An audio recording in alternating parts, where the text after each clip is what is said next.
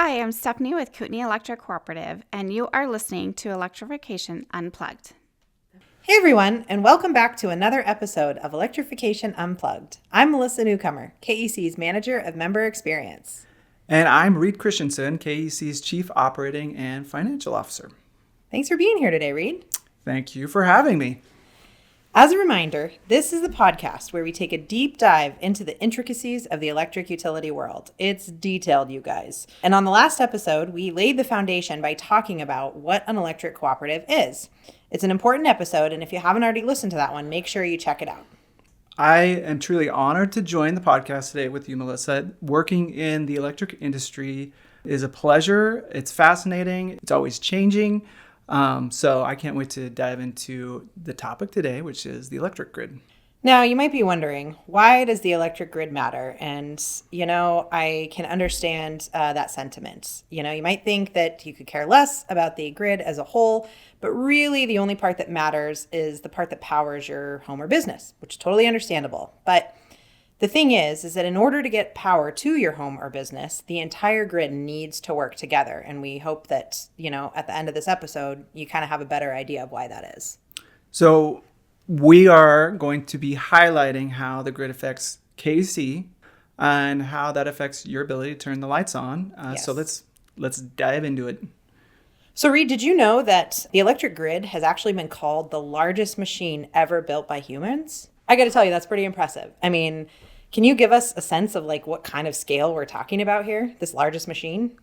So the electric grid is considered one of the greatest engineering achievements, I should say, of the 20th century. Yeah. The way I think of it here at KEC is that we're not just delivering electricity to our members, we're delivering modern civilization to our members. That is insightful. I like that. Yeah. So if you can imagine, if the electricity went off for days, weeks, how would our civilization, survive that? And it's crazy to think about. Yeah.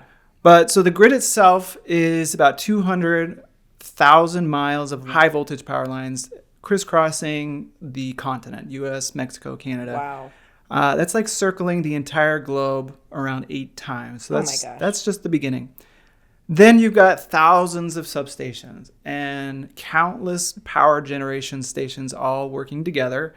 It's kind of like a giant spider web. Ooh, you know what? Sorry if I brought up spiders. I know. Yeah. Sorry for any of our listeners who have a thing with spiders. Maybe picture, something else in your head there. But that is Snakes? a pretty no, that's gross. No. That is a pretty impressive thought right there. But instead of these, sticky threads of a web, we've got high voltage power lines that enable power to flow in any direction. But the tricky thing is understanding how does it all actually work? I mean, does power actually know where to go? Does it know where it's going? Well, so electricity flows based on demand, and it's always seeking the path of least resistance. So when you flip on that light switch, that tiny request for power is instantly integrated into this massive dynamic system or spider Gotcha. web, or not snakes, but spiders. Yeah. Right. So when we just flip on the lights, when we, come into our office in the morning, somewhere, somehow, somebody knows that there is a demand for power and it's being delivered straight to our office. One thing I wonder if our members are questioning is, can we just store electricity like we store water in a reservoir, get a big tower somewhere and put some power into it and keep it for, those days when demand is high and resources are low? And that is an amazing idea, Melissa, but it's not that easy. Unfortunately, large scale electricity storage is still a huge challenge in the industry. And although there's a lot of newer technologies, obviously batteries are a big one. Yeah. There's nothing out there that can handle the sheer volume of energy flowing through the grid. So think of it like balancing a scale that needs constant adjustment. So for every time you flip on the light switch, there's got to be generation on the other side coming through to kind of basically let that light switch come on. Wow, that does sound like quite the constant balancing act with, no room for error. So how does that happen? How do we make sure that the grid is balanced to match the current load? And how do you know how much power people are going to use before they use it? It's really simple. I'm just kidding. It's not simple. Nothing about this. There's nothing simple about this at all. So there's dispatchers, and picture dispatchers are kind of like air traffic controllers. They are constantly monitoring from like a control tower. They're monitoring the demand and directing power generation where they need it. So they're taking a lot of data. They're anticipating fluctuations based on their models, and then they coordinate with different power plants to make sure that the lights are on. Okay. Wow.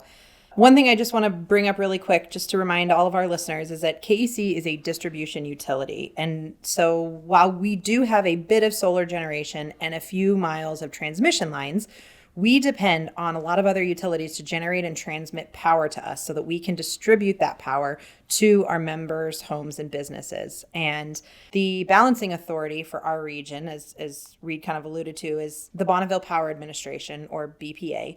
And although we also sit within Avista's balancing authority, and we depend on the dispatchers for that region. So when our members are brewing their morning coffee, there's a dispatcher somewhere in those balancing authorities that they're the ones that are actually making sure to keep the power needs matching the demand. Yeah, exactly. No matter what's happening, those dispatchers are there trying to make sure energy is flowing. Wow, that's quite the responsibility.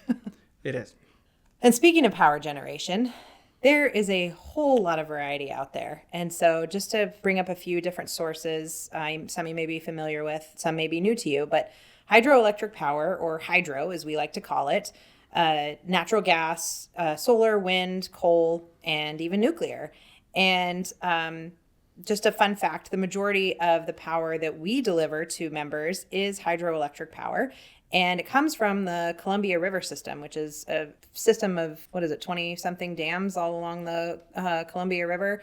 Goes up into Canada and down throughout a few different states. So that's where the majority of our power comes from. But when it comes to fuel mix, it's all about having the right tools and making sure that, we have a variety of those different power sources so that we can match the demand that our members in their homes and businesses need. You mentioned solar in that, and let's just talk about that for a second. So yeah, sure. Solar is great when the sun is shining. The sun's not always shining. Yes. What about nights? What about cloudy days? What happens? Well, that's kind of the unfortunate part. It's the Achilles heel of solar power, if you will. That it's what we call an intermittent resource, meaning that it's not always available. It's great when the sun is shining, and actually sun shining today. But we do in this area have a lot of gray days, as anybody who lives around here knows, and so that source is not always available. And during that time, we need other sources to fill in those gaps. And that's where things like natural gas and hydroelectric power come in, because they can be ramped up or down much more quickly to match those changes in demand when we don't have a lot of that solar generation. So basically, solar's just one of many resources in a diverse toolkit. Yeah. So use the right tool for the job. Depending on the day or the weather conditions, you might have to use more natural gas and hydro that one day when the sun's not shining. Mm-hmm. Yeah, and nuclear power plants, they're great because they provide a consistent base load of power, and then things like natural gas and hydroelectric can help ramp up or down. And then when we've got solar coming into the mix, like that's a great addition, or wind for that matter. But nuclear power plants are nice because they ensure a steady supply of electricity, but you can't really adjust the output too much on them at a moment's notice. So we have a large mix in our region of power plants. All have their own benefits. Some of them have drawbacks. Do you remember last year, it was over a year ago, in January of 2024, when we had a huge cold snap? Oh my gosh. I bet anyone who was around here during that time can remember that. That was a interesting weather event that we had, for sure. Would you tell the listeners what they might not know about the effect that cold snap had on our electric grid? So basically in the Pacific Northwest, we were short around 5,000 megawatts of power. So to put that into perspective, that's It's about the equivalent of 5 nuclear generating stations, and it's about 4 or 5 cities the size of Seattle. Wow. In our region. That's a lot of power. And we were short that much? Yeah. Wow. Why? Why were we short? Well, so it was obviously extremely cold. If you remember, there was like, minus 20 degrees at times, and it drove up the demand for heating across the region. So to make things worse, the wind wasn't blowing at all. So we were short on the wind power, thereby basically reducing the supply even more. It was just basically kind of a perfect storm of factors, and just put huge pressure on the grid. Wow. It's not often that in this area we get some sort of weather event where the wind is not blowing. So that does sound pretty unique. Kind of seems like a miracle that we avoided some rolling blackouts during that snap. I mean, I remember we had a really small outage, but other than that, like, our members did very well through that storm. And the reason why is because the hydroelectric dams along the Columbia and Snake Rivers really played a critical role in allowing our members to keep the lights on.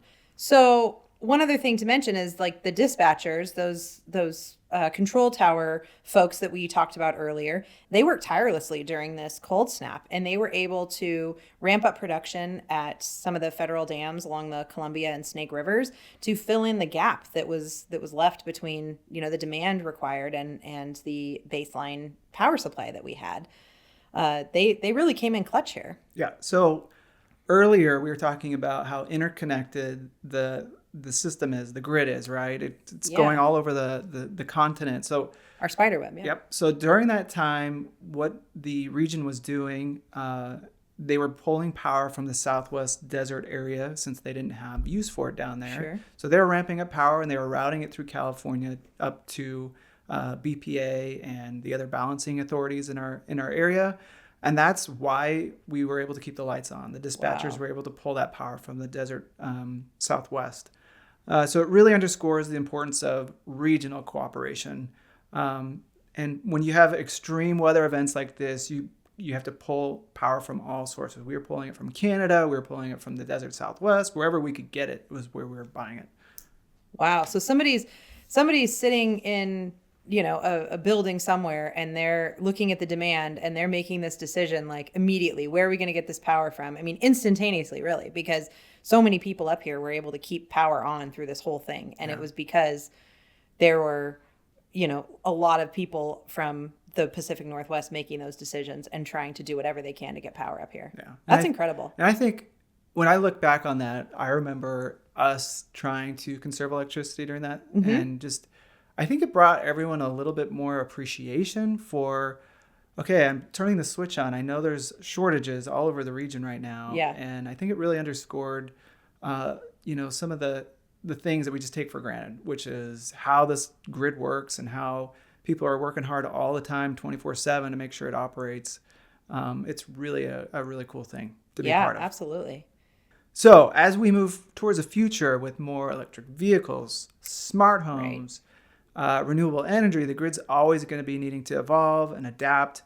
And I can tell you that we at KEC are committed to staying ahead of that curve. We're investing right now into grid modernization, and we're exploring innovative solutions, all just trying to make sure that we provide safe, reliable, and affordable power to our members. Well, here's the good news. We actually have, if you've been following along on our deep dive series, we have a series of like 10 articles now. And so we have more of these articles that we are going to go through and turn into podcast form. So we got lots more topics to talk about, from how the federal dams were, how they were created years ago and who benefits from that power, and just how we prioritize our construction within the co-op, and how we develop our construction work plan and all of our costs and different, factors of our rates. We still have a lot of things to talk about. Yeah. So you're going to be an integral part of that conversation. I can't wait. Thank you for inviting me on the podcast. Yeah, I hope you come back. I, of course, will come back, because you know what? I work here. So you're going to make me come back, and that's fine. Perfect. Well, thanks everybody for joining us today. Until next time, stay curious, stay informed, and stay plugged into the amazing world of electricity.